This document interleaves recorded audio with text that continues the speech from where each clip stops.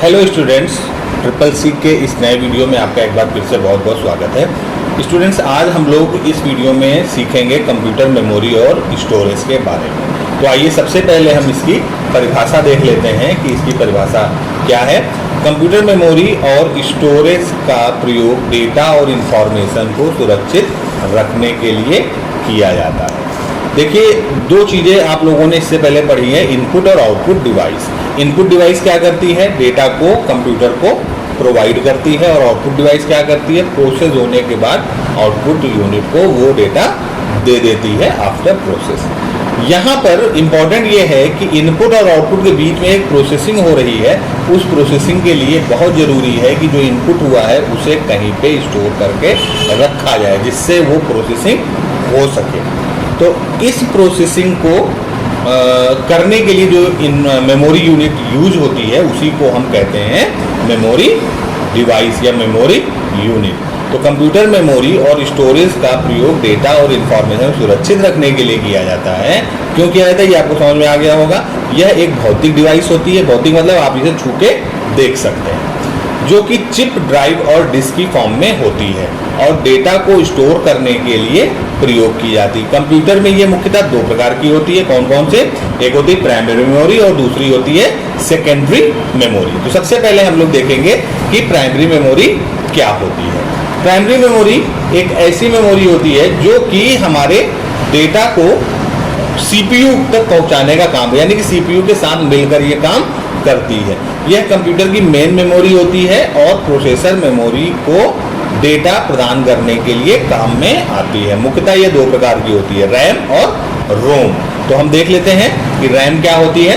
RAM एक black board की तरह होता है। जिस प्रकार किसी भी विषय को आप ब्लैक बोर्ड पर जब लिखते हैं, उसके बाद अगला विषय लिखना होता है तो पहला विषय आप हटा देते हैं और दूसरा नया विषय लिख देते हैं। बिल्कुल इसी तरीके से रैम होती है कि एक समय में आप कोई भी डेटा लिखते हैं, उसके बाद जरूरत पड़ने पर दूसरा डेटा जब आप लिखते हैं तो पहला डेटा वहां से हटा दिया जाता है। लेकिन इस मेमोरी पर डेटा सुरक्षित परमानेंट नहीं होता है। परमानेंट इसीलिए नहीं होता है कि जब नया डेटा आता है तो पुराना डेटा हट जाता है। यह मेमोरी डेटा को तभी तक सुरक्षित रख सकती है जब तक कंप्यूटर ऑन होता है, यानी कि जब तक आपका सिस्टम ऑन है तब तक डेटा स्टोर है। जैसे ऑफ हो जाएगा सारा डेटा वहां से हट जाएगा। कंप्यूटर के ऑन होने पर इसका सारा डेटा नष्ट हो जाता है और रैम का जो पूरा नाम है वो होता है रैंडम एक्सेस मेमोरी। इस मेमोरी से सीपीयू डेटा को सीधे एक्सेस कर सकता है।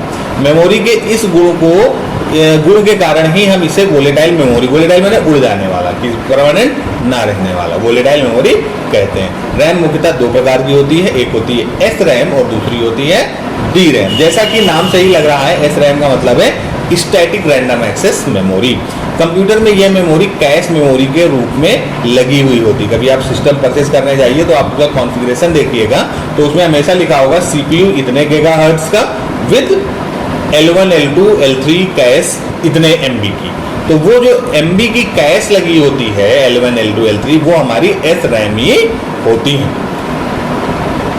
इन मेमोरी को रिफ्रेश करने की जरूरत नहीं होती, जैसे कि रैम को रिफ्रेश करने की जरूरत होती है। कि रिफ्रेश में क्या होता है कि जो अननेसेसरी डेटा है वो रिमूव हो जाता है। लेकिन यहाँ पे तो सिर्फ नेसेसरी, यानी कि जिस डेटा को प्रोसेस होना है वही डेटा यहाँ पे आता है और प्रोसेस होने के बाद आउटपुट डिवाइस को दे दिया जाता है। तो इसलिए यहाँ पे कोई अननेसेसरी डेटा नहीं होता, इसीलिए इसे रिफ्रेश भी नहीं करना पड़ता है बार बार। इसकी स्पीड सबसे ज़्यादा होती है और ये सबसे महंगी भी होती है। कंप्यूटर में जितनी भी मेमोरी होती हैं उन सब में सबसे महंगी मेमोरी कैश मेमोरी ही होती है।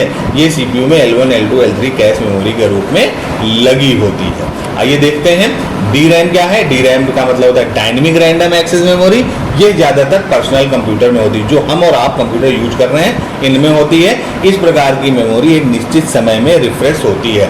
जब आप कंप्यूटर को रिफ्रेश करते हैं तो यही डी रैम ही रिफ्रेश होती है। रिफ्रेश का अर्थ होता है डी रैम पर मौजूद प्रयोग में ना होने वाला डेटा डिलीट हो जाना और जो जरूरी डेटा है उसे वहीं पे रहना। डी रैम मुख्यतः तीन प्रकार की होती है, SD RAM, DDR2 RAM DDR3 HD RAM. आप जब कंप्यूटर परचेस करने जाते होंगे मार्केट में तो आप उसके कॉन्फ़िगरेशन देखिएगा, लैपटॉप वगैरह अगर कभी लेंगे तो उसमें लिखा होगा इसमें DDR2 कितने GB के, DDR3 कितने, कोई एक आपको उनमें से मिल जाएगी। इंपॉर्टेंट चीज़ ये है कि अगर DDR2 है तो उसमें DDR3 नहीं होगी, DDR3 है तो DDR2 नहीं होगी। HD रैम तो आजकल लैपटॉप्स और कंप्यूटर में नहीं आ रही है, बहुत पुरानी हो गई है, पहले HD रैम चलती थी। अब आगे हम लोग देखते हैं HD रैम में क्या चीज़ें हैं। CPU के साथ काम करने के लिए मेमोरी को तालमेल बिठाना होता है।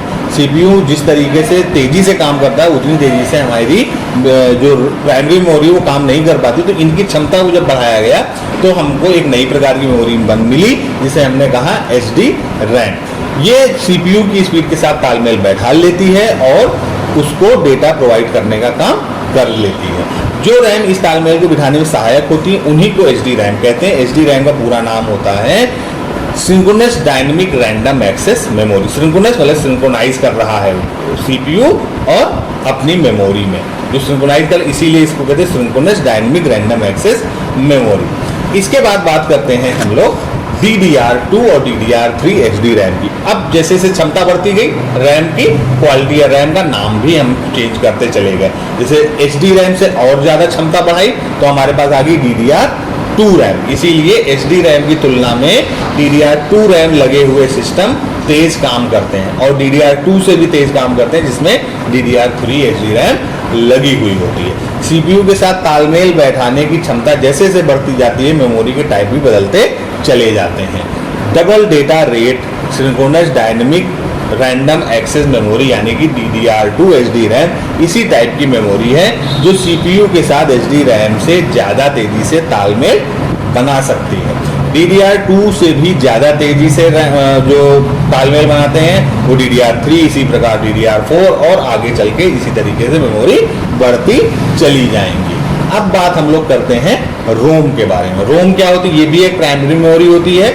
इसका पूरा नाम होता है रीड ओनली मेमोरी। यह एक प्रकार की चिप होती है जो कि आपके मदरबोर्ड पर लगी हुई होती है। इसमें डेटा जो एक बार लिख दिया जाता है उसे दोबारा कभी भी हम हटा नहीं सकते हैं। इन इंस्ट्रक्शन को सिर्फ पढ़ा जा सकता है, एक बार लिख दिया उसे पढ़ सकते हैं, इनमें कोई परिवर्तन नहीं कर सकते हैं। इसीलिए ऐसी मेमोरी को नॉन वोलेटाइल मेमोरी कहते हैं, यानी कि इसमें डेटा कभी भी उड़ता या गायब नहीं होता है। इन मेमोरी का डेटा आप जब तक देख सकते हैं जब तक आपको कंप्यूटर ऑन करते हैं। जैसे आप ऑन करते हैं तो आपको लोगो कंप्यूटर का दिखता है ना, कहीं स्टोर तो नहीं, वो इन्हीं चिप में स्टोर होता है, यानी किसी रोम पर स्टोर होता है। आप कोई भी ऑपरेटिंग सिस्टम डाल लीजिए, आपको लोगो आपकी कंपनी का ही या मदरबोर्ड का ही दिखेगा।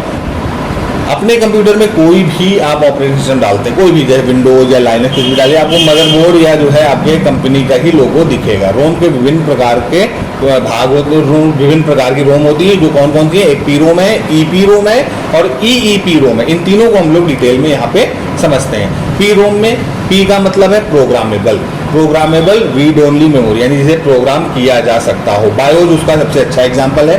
बायोस क्या होता है? बेसिक इनपुट आउटपुट सिस्टम, यानी कि जहाँ पे कंप्यूटर की बेसिक इंफॉर्मेशन रखी होती है, ये एक बार लिख दी जाती है और हमेशा इसी को एक्सेस किया जाता है। जहाँ पर कुछ प्राथमिक सूचनाएं संग्रहित रहती हैं, इसमें सूचना सिर्फ एक बार ही स्टोर की जा सकती है और बाद में कोई भी परिवर्तन नहीं किया जा सकता है। पी रोम का पूरा नाम प्रोग्रामेबल रीड ओनली मेमोरी होता है। तो बायोस इसका सबसे अच्छा एग्जांपल है। BIOS basic input output system होता है जहाँ पे कंप्यूटर की बेसिक चीज़ें जैसे प्राइमरी स्टोरेज कौन सी होगी या बूटेबल डिवाइस कौन सी होगी, ये सारी, या डेट एंड टाइम सिस्टम का जो सिस्टम मदरबोर्ड पे एक सेल लगा होता है, उस सेल के थ्रू ही कंप्यूटर में टाइम हमेशा के लिए स्टोर किया जाता है। तो वो टाइम किस तरीके से मैनेज, ये सारी सेटिंग बायोस में होती है। इसके बाद हम लोग बात करते हैं ईपी रोम की। यह एक विशेष प्रकार की रोम होती है जिसका डेटा हम अल्ट्रा वायलेट रेज की मदद से हटा सकते हैं। अभी तक हम लोगों ने देखा था कि पी रोम में डेटा हम हटा नहीं सकते थे, प्रोग्राम कर सकते थे, लेकिन यहाँ पे हम अल्ट्रा वायलेट रेज की मदद से इसको हटा सकते हैं और फिर से नया डेटा यहाँ पे लिख सकते हैं। इसीलिए इसका नाम होता है erasable programmable read only memory. इसे हम इरेज कर सकते हैं, इरेजेबल होती है, प्रोग्रामेबल रीड ओनली मेमोरी। तो ये हो गया हमारा ईपी रोम। अब हम लोग बात करते हैं ईईपी रोम के बारे में।